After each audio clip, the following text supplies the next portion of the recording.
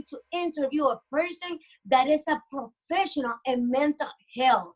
So it's very important to know what's going on right now with our people, because there's so much stress and problems about all this coronavirus that we need somebody like this person to enlighten us about different points. So here I have Dr. Reverend Zamira Colon. Hi, Zamira, how are you? Good afternoon, Pastor. I'm doing very well. Thank you so much for the invitation. It's a true pleasure to be here sharing the spotlight with you. Thank you very much, actually, for taking your time, because I know that you are very busy and you taking some of your time to be here with us. Thank you for that. At this moment, I wanted to ask you something important, which I think is important. How would you like to be addressed? As pastor, reverend, or a doctor? To be honest with you, Pastor, I really don't have any preferences. Some people call me doctor, some people call me pastor, some people call me reverend, call me Zamira. However you feel more comfortable, it really is not, it's not important to me. Oh, okay. No, I'm gonna call you Dr. Reverend. What about that? Okay. So listen, can you tell our audience about your background, a little bit about what you are doing? Like, you know, how are you interacting with people? How are you working, like, in the midst of all this? Well, my background is ministry. I took some courses. I did a bachelor's in Christian counseling. I did a doctor's in ministry and leadership in the New York Theological Seminary. And right now I'm doing a master in clinical counseling for mental health in Nova University. And the other question was how we're doing this with people. Right now we are, going through a very, very difficult time where people are feeling very disoriented, depressed, sad, concerned, worried about the situation, what's going on, not knowing how this is going to end, how they're going to take themselves to go back into society. Everybody is very concerned. And I do have a lot of people asking that question, how are we going to go back? How things are going to go back to what is normal anymore? So yeah, it's a very difficult time that we're living right now. So at this time, are you still working as a therapist? And if so, tell me, how are you doing it? Well, yes. I'm still doing the therapy sessions. We're doing it as we're doing it right now via Zoom. Some people don't want to do it via Zoom. Some people don't have the computers, don't know, they're not so much into technology. So I still get phone calls. And but yeah, this at least this pandemic has not stopping people for reaching out and getting help and trying to talk to people while they're going through this situation. But yeah, we're still working. I mean, it's been a blessing. It's a little bit challenging because you have people in the house working from home, some of them, and also everybody's in the house, the husband, the kids, the mother-in-law. So sometimes they don't have much privacy. They don't feel as comfortable talking to me while they are surrounding or they have an audience, so that has been challenging. Huh. So yeah, well, but everything is like now easier, a little easier through Zoom. We can do things all the time. It would be like impossible to do it, right? But thank God for all this technology right now, right?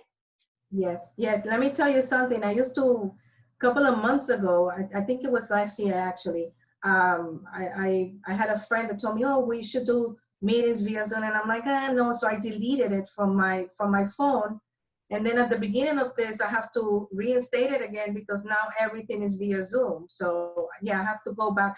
I have to come back to this. but it's wonderful. It works wonderful.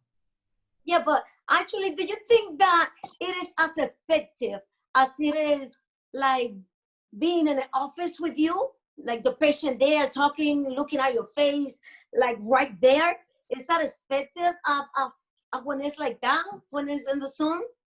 You know, I'm a little bit old fashioned when it comes to that. I'd rather have the person in front of me, look at them in the eyes, and you have a very sense of the situation. You get a much better picture when you have the person there with you.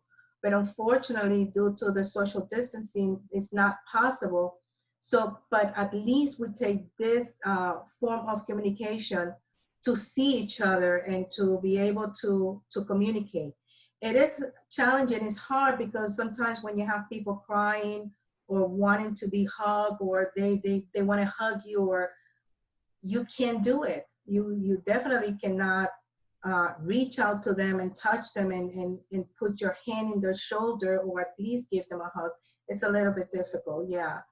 It's not the ideal thing, but it is effective, at least to be able to communicate with them and see them, you know? So As a therapist that you are, what have been the biggest issues like that you have seen in your patients through this quarantine and all this happening? I have seen various pictures, to be honest with you. One of the most concern that people have is not getting infected with the virus, going outside, having fear, people losing their jobs and not knowing what's going to happen with them if they are going to go back to work.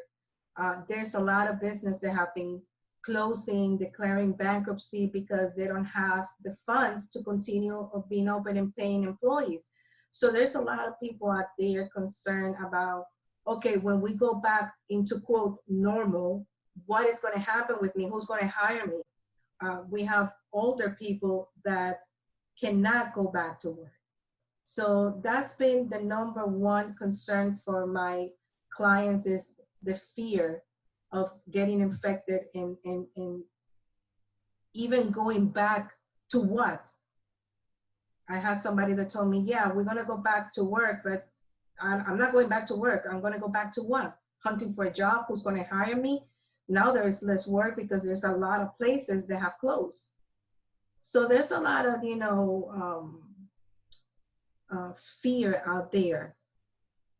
Yeah, exactly. Like fear to death, right? Like that's I guess that's one of the biggest issues right now, huh? It is. It is a big issue. Fear. It's funny because when people start talking to me and says, I'm afraid of this, and I'm afraid of this, and I'm afraid, and I said, wow, that's a lot to carry on your shoulders. You have to be. It's very hard to make somebody understand and let them know. Look, be positive. If you're positive, this is going to happen. Don't be so negative. You don't want to tell somebody they'll be negative because we're living a reality. They're not making this up. This is really happening. It's really going on. It's really touching people and destroying people's life, and it's becoming a conflict in between families and destroying. It's really, and the thing is, it's not only in the United States, it's worldwide. The whole world has been paralyzed. Yep, So, that's true. yes. Dr. Reverend, in your opinion, do you think that divorce and suicide has increased due to this situation? Yes, yes, yes, yes. It has increased. It will be increased. And, us therapies and counselors and lawyers are going to be very busy because unfortunately, not everybody, this is something that is called a reality check. It has checked a lot of families into coexisting together in the same household for so many days, for so many hours, not being able to go out and escape, to go out to the beach, to a park, or let me travel. Some people now facing the issue again that they're not working. and there's a lot of question surrounding them in terms of how we're going to continue living. And a lot of couples are been fighting. You have a lot of now domestic violence, and not only between couples, but also with families. If you have the mother-in-law living in the house, now the mother-in-law, if before you didn't like her, now you're gonna like her less. The kids are becoming, a lot of parents are realizing that their kids do have issues. You know, it's easier when you send your kids to the school and then you get them back in the afternoon when they're tired, their homework is done, if they are in after school care and all that. But now you're getting that kid acting up and being a rebellion. And now you might be a lot of parents have told me, now I understand the teacher, what they told me when my son or my daughter misbehave. What is that they doing? And I see it. And so this has changed people's life entirely, period. It has changed them from a very rude awakening. Again, this has been a very, very, very rude awakening.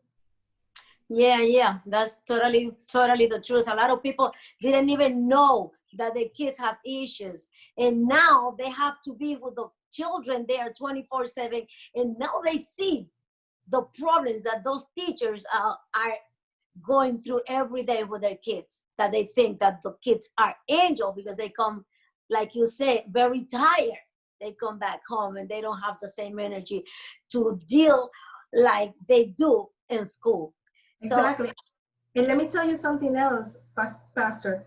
There has been too a lot of people that have been discovered in infidelity because they were able to go out and call their significant others, call them and see them, but now they can't. They cannot call them, they cannot see them, and the other one gets desperate and wants to see them and wants to talk. So I had a case that came up, you know, the infidelity, and it's like, well, when we go back again to normal, we'll see what's going to happen.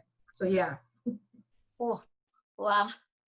Well, okay, Dr. Reverend Zamira Colon, can you please give our audience some word of encouragement?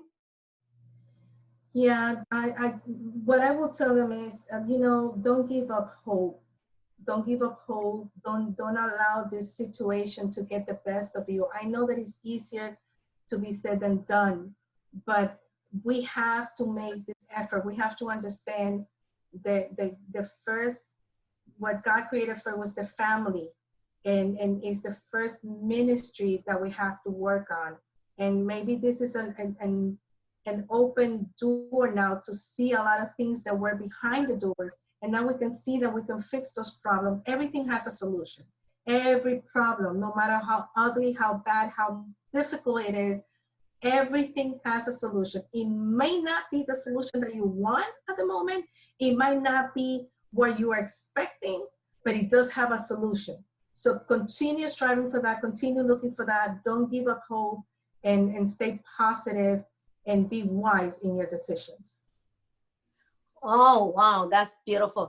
Thank you very much for being with us again. And we hope that you'll be with us soon again. It's been a pleasure. Thank you so much for the invitation. I really enjoy it. And you know that I'm here for you to serve you, and whatever you guys need, I am here. It will be a pleasure. Thank you. Thank you very much. Thank you very much. And for you, my people there, God bless you, and may the angel of the Lord be with you to guide you and take a good care of you every day.